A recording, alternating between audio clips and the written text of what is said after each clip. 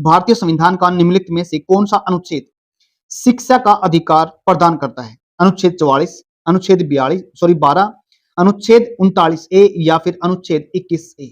बड़े ध्यान सुनना, देखो इसका जो सही जवाब है ना ये है डी, यानी इसका डी आंसर सही है, अनुच्छेद 21 ए। ये देखो अगर किसी भी आर्टिकल के साथ ये ए है या फिर जब भी हम आर्टिकल की बात करते हैं ना उसके साथ कभी ए बी सी या डी ऐसे लिखा मिल जाए ना तो इसका मतलब होता है वो बाद में संशोधन करके संविधान संशोधन करके बनाया गया है। तो इसका मतलब हम कह सकते हैं इसके अंदर संशोधन किया गया है, 21 ए लिखा था इसका मतलब। तो ये संशोधन कब किया गया था? ये किया था 2002 के अंदर। कौन सा संवैधानिक संशोधन था? ये था 86वां संवैधानिक संशोधन। 2002 में संविधान के द्वारा 86वां संशोधन किया गया था जिसके अंदर शिक्षा का अधिकार बना दिया गया था। अब जब हम अधिकार की बात करते हैं तो अधिकार हमारे कहां पे हैं? अधिकार हमारे संविधान के अंदर आर्टिकल नंबर 12 से लेके 35 तक हैं। और भाग की बात करते हैं तो भाग कौन सा है? ये तीसरे भाग के अंदर लिखा गया है। किसके बारे में? अधिकारों के बारे में। तीसरे भाग को ही क्या बोलते हैं? संविधान का मैग्ना कार्टा कहा जाता है। क्या बोलते हैं इसको? मैग्ना कार्टा कहा जाता है संविधान का, भाग नंबर 3 को। एक और चीज बड़े ध्यान सुनना, देखो जो ये समान आचार संहिता की बात करता है, क्या बोलेंगे? जो अनुच्छेद हमारे पास 44 है ना, ये समान आचार संहिता यानी यूनिफॉर्म सिविल कोड की बात करता है। बहुत इंपॉर्टेंट क्वेश्चन है। एक इसके नजदीक आर्टिकल बनता अपने पास काफी इंपॉर्टेंट है, 40 आर्टिकल, यानी ग्राम पंचायतों का गठन अगर पूछा जाए ना, ये 40 आर्टिकल क्या है? ग्राम पंचायतों का गठन की बात करता है। ये आता अपने पास डीपीएसपी के अंदर, DPSP directive principle of state policy, यानी राज्य के नीति निर्देशक तत्व जो यूएसएसआर सॉरी आयरलैंड से लिए गए। क्या लिए गए हैं? जो आयरलैंड से लिए गए हैं। और यूएसएसआर से तो क्या लिए गए हैं? यूएसएसआर से क्या लिए गए हैं? जो हमारी फंडामेंटल ड्यूटीज हैं, जो 51 ए के तहत आती है सारी की सारी। और जो भाग नंबर क्या है इसके डीपीएसपी के लिए, तो भाग कितना बनता है अपने पास से? भाग बनता है 4। भाग नंबर किस में कहा गया है? 4 के अंदर बात कही गई है। अगर हम बात करते हैं किसके बारे में? फंडामेंटल ड्यूटीज के बारे में। ड्यूटीज हमारी किस में बनती हैं? आर्टिकल 51 ए के बारे में बताया गया वहां पे। और भाग कौन सा है? ये बनता अपने पास से भाग नंबर 4 ए। ये लिखा मैंने 4 और ये लिखा ए, यानी संविधान संशोधन करके बनाया। ये कब संविधान संशोधन किया था ये मैंने पिछली क्लासेस के अंदर बता रखा। उम्मीद करता हूं समझ में आ गया। एक चीज और बताता हूं आपको यहाँ छोटी, जो आर्टिकल नंबर 12 ना ये स्टेट की डेफिनेशन देता है। किसकी स्टेट डेफिनेशन देता है? स्टेट की। स्टेट का मतलब राज्य है, जो कानून बनाने का अधिकार जिसके पास होता है। जैसे हमारे पास संसद है या राज्य में विधानसभाएं हैं या फिर ग्राम पंचायतें हैं, उनको क्या कहते हैं? उनको स्टेट कहा जाता है। जो बॉडी कानून बनाने का अधिकार रखती है उनको क्या कहा गया है? स्टेट। यानी स्टेट की डेफिनेशन के बारे में बताया गया आर्टिकल नंबर 12 के अंदर। उम्मीद करता हूं समझ में आ गया। नेक्स्ट क्वेश्चन अपने पास आज का, निम्नलिखित में से किसने स्वराज पार्टी का गठन किया? स्वराज पार्टी सुभाष चंद्र बोस ने, डॉक्टर राजेंद्र प्रसाद, मोतीलाल नेहरू या फिर जवाहरलाल नेहरू? बड़े ध्यान समझना, स्वराज पार्टी की स्थापना कब हुई थी? ये हुई थी 1923 के अंदर। जैसे ही असहयोग आंदोलन, क्या बोला मैंने? असहयोग आंदोलन खत्म हुआ था ना, तुरंत उसके बाद असहयोग आंदोलन के बाद एक स्वराज पार्टी का गठन हो गया था। और किस किस ने किया था? ये किया था, एक तो हमारे पास थे मोतीलाल नेहरू और एक थे चित्तरंजन सी आर दास, जिसको हम कहते हैं सी आर दास। यानी असहयोग आंदोलन के ठीक बाद में, असहयोग आंदोलन कब से कब तक चला था? ये चला था 1919 से लेके सॉरी 1922 से 1900 कब से? 1920 से लेके 1922 तक चला था। ये 1912 गलत लिखा गया। देखो कब? 1920 से 1922 तक चला था। जैसे ही चोरा चोरी घटना हुई थी उसके तुरंत बाद में ये असहयोग आंदोलन को वापस ले दिया गया था। और फिर क्या किया था? मोतीलाल नेहरू ने और सी आर दास ने किसकी स्थापना करी थी? स्वराज पार्टी की स्थापना की थी। उम्मीद करता हूं समझ में आ गया। नेक्स्ट क्वेश्चन देखते हैं अपना, नीति आयोग। कई बार क्वेश्चन के अंदर बता चुका हूं लेकिन ये रिपीट होते हैं क्वेश्चन। क्वेश्चन की नेचर वही रहती है, थोड़ा थोड़ा चेंज कर देते हैं। कब स्थापना हुई थी, पहले किस नाम जानते थे इसको, और फिर इसको कब बदला गया था, इसका क्या नाम बना दिया गया, इसके बारे में बता। पहले भी डिस्कस कर चुका हूं, बस थोड़ा बताऊंगा इसके बारे में, ज्यादा ज्यादा नहीं। गठन कब किया गया था? देखो पहले एक बार थोड़ा पीछे देख लेते हैं इसके बारे में। इसको नीति आयोग 1950 में क्या होता है, इसका गठन हुआ था। इसको बोलते थे प्लानिंग कमीशन या फिर योजना आयोग। क्या बोलते थे इसको, योजना आयोग के नाम से जानते थे इसको। लेकिन 2015 में इसको क्या नाम दे दिया गया, नीति आयोग कहा जाने लगा। यानी कब से लागू हुआ था ये, 1 जनवरी 2015 से इसको नीति आयोग कहा जाने लगा। उम्मीद करता हूं समझ में आ गया होगा। देखो एक चीज और बात करते हैं हम, ये है ना जो अपने पास योजना आयोग, ये बॉटम से इसकी जो अप्रोच थी ना, ये थी अप से लेके ऊपर से लेके नीचे तक जाएगा, यानी टॉप टू बॉटम कह सकते हैं। क्या बोला मैंने, टॉप टू बॉटम कह सकते हैं। अगर हम नीति आयोग की बात करते हैं, ये बात करता है बॉटम टू टॉप, ऐसे काम करता है। उम्मीद करता हूं समझ में आ गया। नेक्स्ट क्वेश्चन अपना आज का, निम्नलिखित में से किसे पंजाब केसरी के लोकप्रिय नाम से जाना जाता है, सुभाष चंद्र बोस, डॉक्टर राजेंद्र प्रसाद, महात्मा गांधी या लाला लाजपत राय। अगर पंजाब केसरी की बात करते हैं ना, तो ये हमारे पास कौन है, लाला लाजपत राय है। ये गरम दल के नेता थे, क्या बोलेंगे, गरम दल के नेता थे। और एक क्वेश्चन आप बताना, लाला लाजपत राय की जो मृत्यु हुई थी ना, वो किस कमीशन के बाद में हुई थी, कैसे हुई थी लाला लाजपत राय की मृत्यु, कमेंट बॉक्स में जवाब देना आप इसका। नेक्स्ट क्वेश्चन आपका, क्षेत्रफल की दृष्टि से भारत का दूसरा सबसे बड़ा राज्य कौन सा है। देखो पहले की बात करते हैं, पहला तो हमें सभी को पता है क्या है, क्या है, राजस्थान है। और उसके बाद अगर बात करते हैं, फिर हम बात करते हैं एमपी की, कौन सा, फिर अपने पास एमपी है। उसके बाद अगर हम बात करते हैं महाराष्ट्र है। ऐसे बता देना इस क्वेश्चन को, सही आंसर क्या है इसका, बी। नेक्स्ट क्वेश्चन अपने पास, साइमन कमीशन, ये रहा जो क्वेश्चन जो मैंने अभी बताया, लाला लाजपत राय की मृत्यु हुई थी इस कमीशन के बाद। क्यों, देखो सुनो ध्यान से, साइमन कमीशन एक 1919 के अधिनियम की बात करते हैं ये। इसमें एक प्रोविजन डाला गया था कि आने वाले 10 साल के बाद इस जो 1919 का अधिनियम, दूसरे नाम से जानते हैं इसको, मोरले मिंटो, तो इसको देख लो आप, 1909 में कौन सा था, मोरले मिंटो रिफॉर्म था, जिसमें सेपरेट इलेक्टोरेट की बात करी थी, मतलब अलग अलग निर्वाचक मंडल की बात करी थी मुस्लिमों के लिए। फिर आता 1919 का अधिनियम, इसमें क्या कहता है, जिसको मोंटेग्यू चेम्सफोर्ड रिफॉर्म्स भी कहते हैं, या मोंटेग्यू चेम्सफोर्ड सुधार के नाम से जाना जाता है, या 1919 का अधिनियम भी कहा जाता है इसको।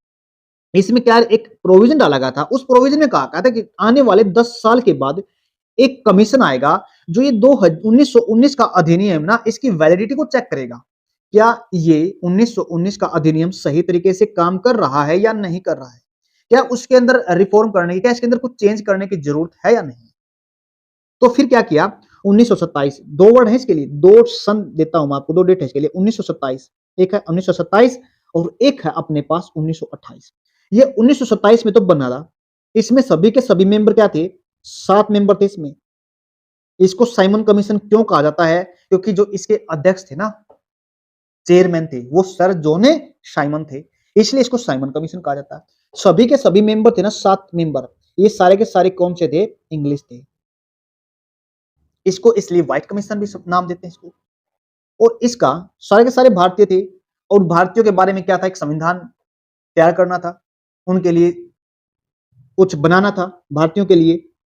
जब भारतीयों के लिए संविधान बनाना था ना, तो क्या सोचा गया, सभी के सभी तो क्या इंग्लिश लिए गए, लेकिन ये भारतीयों को क्या करी, अखर गई ये बात, क्या अखर गई, संविधान भारतीयों के लिए बनाना, और सभी के सभी मेंबर इसमें कौन है, इंग्लिश हैं।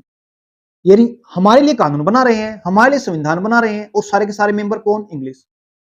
इंडिया ने सोचा भाई ये क्या, हम हमारे पास ये काबिलियत नहीं है कि हम अपने लिए कोई संविधान बनाएं। तो इस बड़ा अच्छा लगा इंडियंस के लिए, इसलिए इसका विरोध किया गया। क्या क्या इसका लिए, इसका विरोध किया गया। कब किया गया, जब ये भारत के अंदर आया। भारत के अंदर कब आया, ये 1928 में। 1927 मैंने बता दिया ये बना था, 1928 में भारत आया था। और 1928 में जब इसका गो बैक साइमन के नारे लगे थे ना, बोल सकते हैं एग्जाम के अंदर गो बैक साइमन के नारे कब लगाए गए, ये लगाए गए थे 1928 के अंदर। किसके विरोध में, साइमन कमीशन के विरोध में। क्यों लगाए गए थे, क्योंकि इसमें सभी के सभी सदस्य कौन थे, 7 के 7 मेंबर कौन थे, इंग्लिश थे। उम्मीद करता हूं समझ में आ गया। नेक्स्ट क्वेश्चन अपने पास आज का, अंतरराष्ट्रीय मुद्रा कोष के विशेष आहरण अधिकार, यानी स्पेशल ड्रॉइंग राइट्स जिसको हम कहते हैं, एसडीआर का मूल्य मुद्राओं के जिस समूह द्वारा निर्धारित किया जाता है, उसमें कितनी मुद्राएं होती हैं। देखो अपने पास है IMF, international monetary fund, IMF. इसकी स्थापना पूछ लेता है एग्जामिनर, इसकी स्थापना कब हुई थी, इसकी स्थापना हुई थी 1944 को। एक वर्ल्ड बैंक भी ऐसी संबंधित, लेकिन ये वर्ल्ड बैंक तो दे देता है, लोन देता है देशों को, लेकिन ये शर्त देता है, शर्त के आधार पर देता है लोन आईएमएफ। अब क्वेश्चन क्या है, एसडीआर संबंधित है, स्पेशल ड्राइंग राइट्स क्या मतलब क्या होता है? आईएमएफ के अंदर है ना कुछ देश पैसा रखते हैं, क्या रखते हैं, कुछ देश पैसा रखते हैं, जितने हिसाब से वो मतलब जितनी रेशो होती है ना पैसे की, उसी के हिसाब से उसका राइट है, मतलब उसका अधिकार उतना ही अधिक होगा जितना उसका पैसा होगा। तो वो ऐसी 5 मुद्राएं, 5 करेंसी कौन सी हैं? मैंने बता दिया 5, यानी कितनी करेंसी है वो? 5 करेंसी हैं उसके अंदर। कौन-कौन सी हैं वो? बड़े ध्यान से सुनना। सबसे पहले हम बात करते हैं डॉलर की। किसकी बात करते हैं हमें? डॉलर की बात करते हैं, जो यूएसए की है। उसके बाद हम पाउंड की बात करते हैं, जो ब्रिटेन की है, यूके की है। इसके बाद अपने पास आते हैं येन, जो किसकी है? जापान की। कई बार एग्जाम के अंदर आता है, जापान की मुद्रा क्या है? येन। उसके बाद यूरोपियन यूनियन की है यूरो। फिर हम बात करते हैं चाइना, युआन। क्या बोलेंगे? युआन। ये 5 मुद्राएं हैं जिनके आधार पे एसडीआर, स्पेशल ड्रॉइंग राइट्स निर्धारित किया जाता है। किसके अंदर है? आईएमएफ के अंदर। और पिछले टाइम कब कब हुआ था? 2000, यानी 5 साल के बाद चेंज होती रहती है इनकी वैल्यू। किसकी वैल्यू? इन करेंसीज की वैल्यू। सबसे ज्यादा वैल्यू किसकी है? अगर हम बात करते हैं डॉलर की है। उसके बाद अगर बात करें ना, वो जापान की येन की आती है, फिर चाइना की आती है। उसके बाद हम बात करते हैं अपनी अपने अगर बात करें इंडिया की, इंडिया किस नंबर पे आता है? 8 नंबर पे आता है वोटिंग शेयर के मामले में। इंडिया की लगभग कितनी है वोटिंग शेयर? कितनी है इंडिया की? लगभग 2.76 के आसपास बनती है, अप्रोक्सीमेट बताया मैंने ये। उम्मीद करता हूं समझ में आ गया। नेक्स्ट क्वेश्चन अपने पास आज का, भारतीय संविधान की प्रस्तावना में खालिस्तान द्वारा समाजवादी शब्द जोड़ा गया था। संविधान अधिनियम 1956, 7वां संविधान संशोधन, संविधान 35वां संशोधन 1974, या फिर संविधान संशोधन 24वां संविधान संशोधन 1971, या फिर बात करते हैं हमें संवैधानिक 42वां संविधान संशोधन। तो ये काफी इंपॉर्टेंट क्वेश्चन है। इसका जो सही आंसर रहेगा ये रहेगा जी 42वां संवैधानिक संशोधन 1976। कौन सा हुआ था? 42वां संवैधानिक संशोधन हुआ था, जिसके अंदर हमने पढ़ा था पिछली क्लासेज के अंदर फंडामेंटल ड्यूटीज। क्या पढ़ा था? 51 ए के अंदर आती है, याद रखना। 51 ए आर्टिकल के तहत आती है फंडामेंटल ड्यूटीज, जो कहां से ली गई थी? मैंने पीछे भी अभी बताया है, यूएसएसआर से ली गई थी। ये भी कब? 42वें संविधान संशोधन में जोड़ी गई। इसको मिनी कॉन्स्टिट्यूशन भी कहा जाता है इंडिया का। तो इसमें क्या जोड़ा गया था? पहला वर्ड था इसके अंदर समाजवादी। अगर हम बात करते हैं, फिर इसके अंदर एक वर्ड जोड़ा गया था, कौन सा? अखंडता शब्द जोड़ा गया था इसके अंदर, अखंडता। और एक शब्द और था इसमें जिसको बोलते हैं धर्म निरपेक्ष शब्द जोड़ा गया था। इसके 3 शब्दों को जोड़ा गया था। और मैंने साथ साथ में ये बता दिया फंडामेंटल ड्यूटीज भी इसके अंदर ऐड की गई थी। जो फंडामेंटल ड्यूटीज ऐड की गई थी ना, उसके लिए कमेटी बनी थी। वो कमेटी का नाम था श्रवण सिंह कमेटी। उम्मीद करता हूं समझ में आ गया। नेक्स्ट क्वेश्चन आ ये साइंस का क्वेश्चन आ गया, चलो कोई नहीं कर लेते हैं। जिस गति से किसी वस्तु को किसी ग्रह या फिर चंद्रमा के गुरुत्वाकर्षण बल से मुक्त होकर कक्षा में प्रवेश करने के लिए यात्रा करनी चाहिए, उसे क्या कहा जाता है? समझ में नहीं आया तो सुनो, अपने पास है ये अर्थ, ठीक है, ये इसका सेंटर हो गया। अगर मान लेते हैं ये अर्थ है, इस पे हम यहाँ पे रह रहे हैं कहीं भी, बड़े ध्यान सुनना। अगर हमारे को ना, अब कोई चीज हम जब अर्थ से फेंकते हैं ऊपर की तरफ, वो नीचे आती है। क्यों आती है? क्योंकि ग्रेविटेशन फोर्स काम करता है। कोई भी चीज ऊपर फेंक के नीचे आ गई, देखा होगा हमने, ये ग्रेविटेशनल फोर्स है। लेकिन हमने क्या करना पड़ेगा? कोई भी चीज अगर है ना, अगर धरती से ऊपर फेंकनी पड़ेगी ना, अगर वो इतनी स्पीड, कितनी स्पीड होनी चाहिए उसकी, तो उसको कौन सी गति बोलेंगे जिस स्पीड से हम उसको बाहर निकाल देंगे? कहां से? धरती से। मतलब ऐसी गति होनी चाहिए वो ग्रेविटेशनल फोर्स के प्रभाव में ना आए। मतलब ग्रेविटेशनल फोर्स कम रहेगा और वो गति उसकी बढ़ेगी, तभी तो कोई चीज इसको क्रॉस कर पाएगी, जब ग्रेविटेशनल फोर्स कम रहेगा और वो गति ज्यादा होगी। तो उस गति को क्या बोलते हैं? पलायन गति, पलायन वेग बोलते हैं, परिवर्तन वेग बोलते हैं, सीमांत वेग या फिर स्थिर वेग। तो इसका सही आंसर रहेगा पलायन वेग। इसको इंग्लिश में कहा जाता है एस्केप वेलोसिटी। क्या बोला मैंने? Escape velocity. मतलब एस्केप वेलोसिटी ऐसी एक वेलोसिटी होती है, ऐसा वेग होता है जो किसी भी चीज को जब हम धरती से फेंकते हैं ना, वो बाहर चला जाए। मतलब कितनी होती है इसकी वैल्यू? इसकी वैल्यू होती है लगभग अर्थ की 11.2 किलोमीटर पर सेकंड की स्पीड से जब हम किसी चीज को धरती से फेंकेंगे ना, तो वो ग्रेविटेशनल फोर्स को क्रॉस करते हुए चली जाएगी अर्थ से। उम्मीद करता हूं समझ में आ गया होगा। लेकिन हमने यहाँ पे चंद्रमा की भी बात कर रखी है। चंद्रमा का जो एस्केप वेलोसिटी कितनी होती है, पलायन वेग कितना होता है? किलोमीटर पर सेकंड है। याद रख लेना, दोबारा फिर सुनो। किसी भी चीज को अगर हम धरती से फेंकना चाहेंगे ना, वापस आ जाती है, क्योंकि ग्रेविटेशनल फोर्स काम करता है।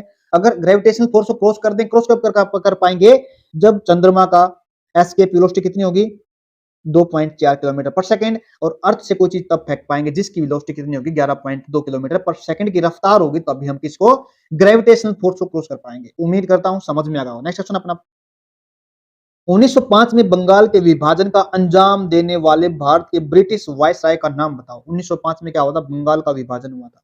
वायसराय की बात करी है लॉर्ड इरविन, ये तो 1923-31 में आते हैं, नहीं है, ये तो 1923-31 के आसपास थे जब इरविन समझौता हुआ था।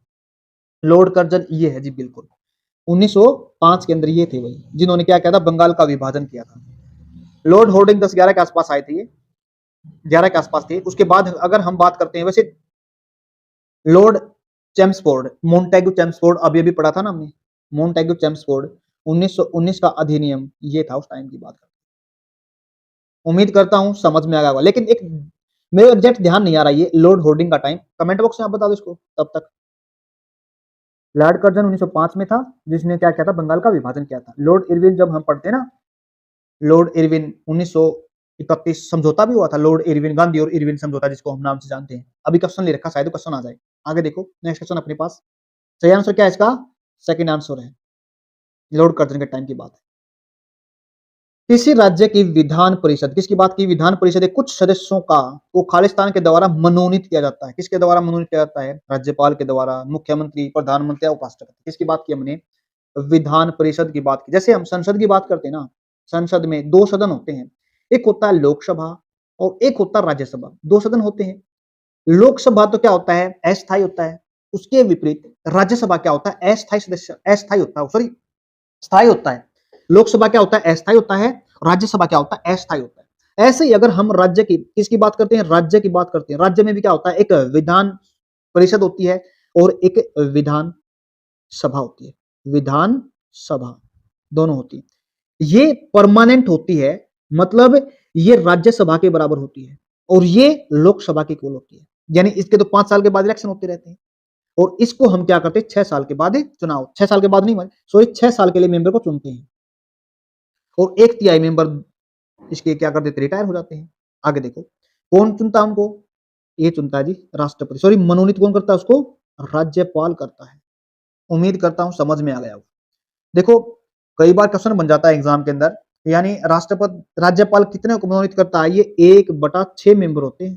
क्या बोलेंगे, 1/6 मेंबर होते हैं, और 1/3, याद रखें इन चीजों को, 1/3 मेंबर होते हैं, वो विधानसभा द्वारा मनोनीत चुने जाते हैं। और फिर उसके बाद 1/3 मेंबर और आ गए इसके अंदर, ये किसके द्वारा, स्थानीय निकाय हो गया, जैसे स्थानीय को बॉडी हो गई, उसके द्वारा चुने जाते हैं। अब 1/10वां भाग किसके द्वारा, 1/10वां भाग स्नातकों के द्वारा चुना जाता है, और 1/12वां भाग शिक्षकों के द्वारा। ऐसे ऐसे होता है ये चुनाव इसका। उम्मीद करता हूं समझ में आ गया होगा, लेकिन इसके लिए अपने आर्टिकल बताना है, कौन बना सकता है विधान परिषद को। चलो, कितने राज्यों के अंदर एट प्रेजेंट विधान परिषद है, ये भी कमेंट बॉक्स आप जवाब दो। नेक्स्ट क्वेश्चन है अपने पास आज का, तो सही आंसर क्या रहेगा, राज्यपाल। नेक्स्ट अपने पास, निम्नलिखित में से किस वर्ष में मोहनदास करमचंद गांधी, आ गया ना वही, और लॉर्ड इरविन के बीच गांधी इरविन संधि समझौता हुआ था। देखो, पहली बात, जब राउंड टेबल कॉन्फ्रेंस की बात करते हैं, गोलमेज सम्मेलन 1930, 31 और 32, 3 राउंड टेबल कॉन्फ्रेंस हुए थे। पहली बार भारतीय और इंग्लिश, ब्रिटिश आमने सामने बैठे थे। तीनों में क्या हुए थे, गोलमेज सम्मेलन हुए थे। पहले में इंडिया वालों ने भाग नहीं लिया था, भारतीयों ने, मतलब कांग्रेस ने भाग नहीं लिया था। इस बात का मतलब ये समझना, कांग्रेस ने भाग नहीं लिया था इसके अंदर। एक और चीज बताता हूं आपको, कांग्रेस ने तो भाग नहीं लिया, लेकिन जब, क्योंकि अगर निधित्व प्रतिनिधित्व कर रही थी ना कांग्रेस, एक बड़े हिस्सा कर रही थी इंडिया के अंदर, तो उन्होंने सोचा जब अगर कांग्रेस ही नहीं आई है तो इसका मतलब इंडिया का प्रतिनिधित्व नहीं है। दूसरी चीज, उसके बाद सविनय अवज्ञा आंदोलन भी चल रहा था इसी टाइम पे। तो क्या किया, भारतीयों से बात करने के लिए ना तो पहले गोलमेज सम्मेलन में इंडिया वाले आए जो 30 के अंदर हुआ था, और फिर ना तो इसके अंदर आए, और जो सविनय अवज्ञा आंदोलन को लेके क्या करना था, उस पर डिस्कस करना था, भाई तुम इस सविनय अवज्ञा आंदोलन को रोक दो। इसीलिए क्या करा था, गोलमेज सम्मेलन किए गए थे, लेकिन पहले में तो नहीं आए। भाई नहीं आए तो इसका मतलब फिर प्रॉब्लम हो गई। तो फिर क्या किया इन्होंने, दूसरा गोलमेज सम्मेलन किया, सॉरी गोलमेज सम्मेलन नहीं किया, दूसरा नहीं किया। तो फिर क्या किया, गांधी और इरविन के बाद एक संधि हुई थी बीच में, दोनों के बीच में, ताकि भारतीय भी क्या करें, राउंड टेबल कॉन्फ्रेंस मतलब जो ये गोलमेज सम्मेलन है इसमें भाग लें। तो ये कब हुआ था, ये हुआ था 1931 के अंदर।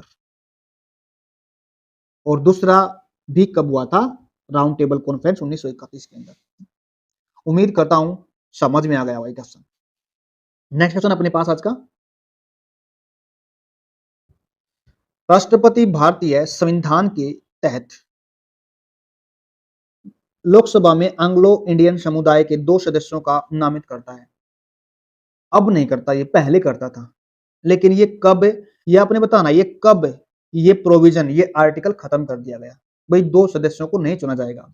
अब एंग्लो इंडियन का मतलब क्या होता है, एक मेल या फीमेल, बड़े ध्यान सुनना, एक मेल या फीमेल तो यूरोप की होनी जरूरी है, किसकी, यूरोप की होनी जरूरी है, और एक इंडिया का होना जरूरी है। या तो मेल में से या फीमेल में से, दोनों में से एक यूरोपियन होना जरूरी है और एक इंडियन। इसी को क्या बोलते हैं, एंग्लो इंडियन समुदाय के लोग बोलते हैं। कौन सा आर्टिकल के तहत 2 सदस्यों का चुनाव करते हैं, किसके अंदर, लोकसभा के अंदर होता था पहले। आर्टिकल 331, 321, 328, 325, ये था जिसके लिए आर्टिकल 331 में कही गई थी ये बात। कितने सदस्यों को, 2 सदस्यों को राष्ट्रपति मनोनीत कर सकता है, किसमें, लोकसभा के अंदर। अगर राष्ट्रपति को लगता भाई इनका प्रतिनिधित्व कम है, तो 2 सदस्यों का मनोनीत किया जा सकता था, लेकिन अब ये प्रोविजन खत्म कर दिया गया है। उम्मीद करता हूं समझ में आ गया। नेक्स्ट क्वेश्चन अपने पास आज का, खालिस्तान भारत के उत्तर पूर्वी भाग में जाने वाली स्थानांतरित कृषि का एक रूप है। जो उत्तर पूर्वी भाग कौन सा अपने पास, हम अपनी नॉर्थ ईस्ट की बात करते हैं ना, नॉर्थ ईस्ट ये अपने पास इंडिया है, इसमें ये इसकी बात कर रहे हैं, नॉर्थ ईस्ट, नागालैंड, मेघालय, असम, इनकी बात कर रहे हैं, अरुणाचल प्रदेश, इनकी बात कर रखी है यहाँ पे, इनको बोलते हैं नॉर्थ ईस्ट। तो यहाँ पे जो कृषि होती है ना, स्थानांतरित कृषि, स्थानांतरित कृषि का मतलब होता है जगह बदल बदल के, आज यहाँ पे करी, जब लग देखो एक जगह है, मान लेते हैं ए जगह है, यहाँ पे क्या है, लोग यहाँ पे जो जितने भी क्या पेड़ पौधे काटे, सारे के सारे पेड़ पौधे काटने के बाद क्या किया, यहां से सफाई की, सफाई करने के बाद यहाँ पे क्या की, फिर फसल बोया जाता, क्या है, फसल बोई जाती है, फसल बोई जाती है। जब ये फसल बोई जाती है, कुछ टाइम ऐसा ही होता है, 1 साल बोई, 2 साल, 3 साल, 4 साल, ठीक है ना, जितना लगता है तब तक यहाँ से फसल पैदा होती है, तब तक उगा लेते हैं। लेकिन फिर क्या है, कुछ टाइम के बाद इसके अंदर जो फसल को उगाने की इतनी ताकत नहीं रहती, मतलब उसकी उर्वरा शक्ति है ना, वो खत्म होती जाती है टाइम के हिसाब से। फिर क्या करते हैं वो लोग, यहाँ ए प्लेस से ये बी कहीं दूसरी जगह चले जाते हैं, बी प्लेस पे, फिर यहीं पे ये काम करते हैं, यहाँ के पेड़ पौधों को साफ किया, जंगलों साफ किया, आग लगाई, सफाई कर दी, फिर यहाँ बोना शुरू कर देते हैं। यानी एक जगह से दूसरी जगह पे जब जाते हैं ना, यानी स्थान बदलना, स्थानांतरित कृषि कहा जाता है। तो इसको उत्तर भारत में अन्य किस नाम जानते हैं, इसको जानते हैं जी झूमिंग कृषि। क्या बोला मैंने, इसको झूमिंग कृषि के नाम जानते हैं इसको, यानी एक जगह से दूसरी जगह पे जला के, स्लैश एंड बर्न भी नाम से जानते हैं इसको, स्लैश एंड बर्न के नाम जानते हैं, दूसरा नाम इसका। उम्मीद करता हूं समझ में आ गया। देखो एक मिल्पा, मिल्पा कहां पे की जाती है, ये की जाती है जी आपके गवाटेमाला के अंदर, कहां पे, गवाटेमाला देश के अंदर की जाती है ये। उसके बाद रोको, ये कहां पे की जाती है, देखो एक सेकंड रुकना, मैं साफ कर देता हूं इसको, कहीं समझ में नहीं आ रहा आपको। देखो कौन सी है ये अपने पास है रोको, ये कहां पे की जाती है, ये की जाती है ब्राजील के अंदर, किसके अंदर है, ब्राजील के अंदर की जाती है। उसके फिर बाद आता है लाडांग, ये कहां पे होती है, जावा और इंडोनेशिया के अंदर, किसके अंदर होती है, जावा और इंडोनेशिया के अंदर होती है ये आपकी। उम्मीद करता हूं समझ में आ गया। भारत में किस किस नाम से अन्य राज्य में जाना जाता है, इसको देख लेते हैं, ये बता रखा है। देखो झूम कृषि कहां पे की जाती है, उत्तरी पूर्वी भारत के अंदर की जाती है।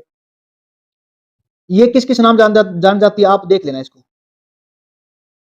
कहां पे, आंध्र प्रदेश में किस नाम से, उड़ीसा में किस नाम से, देख लेना एक बार, इसको पढ़ लेना। नेक्स्ट क्वेश्चन अपने पास आज का लास्ट है, संसद के द्विपक्षीय सदनों की संयुक्त बैठक की अध्यक्षता करते हैं। देखो मैंने पहले भी करा रखा है क्वेश्चन, प्रेसिडेंट इसको बुलाता है, और इसकी अध्यक्षता कौन करता है, राज्यसभा का सभापति नहीं, बिल्कुल भी नहीं, लोकसभा के अध्यक्ष स्पीकर ये करते हैं इसको। लोकसभा का स्पीकर। ज्वाइंट सीटिंग किस आर्टिकल के तहत आती है? 108 आर्टिकल के तहत आती है। ज्वाइंट सीटिंग के बारे में बात की गई है। ये याद रखना, सामान्य बिलों के बारे में बात होती है। सामान्य बिल, सामान्य बिल के बारे में बात करते हैं तो 108 आर्टिकल, मतलब इसमें संवैधानिक संशोधन बिल के बारे में ऐसा कोई प्रावधान है जिसमें संयुक्त बैठक की बात, किसकी बात करें? संयुक्त बैठक का कोई प्रावधान नहीं है भाई जिसमें संवैधानिक संशोधन की बैठक बुलानी पड़े। संयुक्त बैठक संविधान संशोधन के लिए नहीं है। संविधान संशोधन किस आर्टिकल के तहत आता है? पेपर में याद रख लेना, 368 आर्टिकल के अंदर संविधान का संशोधन किया था। किसके द्वारा संशोधन कर सकती है? कौन कर सकती है? केवल और केवल संसद कर सकती है संविधान के अंदर संशोधन। केवल बोला मैंने, याद रखना इसको, केवल संसद कर सकती है, मतलब राज्य की विधानसभा में इसमें कोई पार्टिसिपेशन नहीं होता। उम्मीद करता हूं समझ में आ गया होगा, आज की क्लास अच्छी लगी होगी। आज के लिए इतना ही, धन्यवाद। लेकिन एक चीज और है, मैं अगर इसकी पीडीएफ चाहते हो ना तो मैंने कमेंट बॉक्स में टेलीग्राम का चैनल का लिंक डाल रखा है, अगर पीडीएफ लेनी है आपने वहां से ले लेना। आज के लिए इतना ही, धन्यवाद।